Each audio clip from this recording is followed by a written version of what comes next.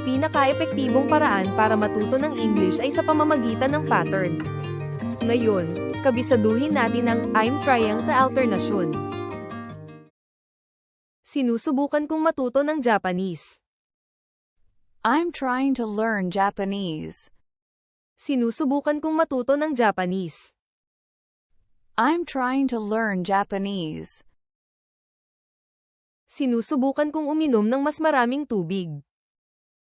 I'm trying to drink more water. Sinusubukan kong uminom ng mas maraming tubig. I'm trying to drink more water. Sinusubukan kong kumain ng mas malusog. I'm trying to eat healthier. Sinusubukan kong kumain ng mas malusog. I'm trying to eat healthier. Magpatuloy sa Karen E-Speak.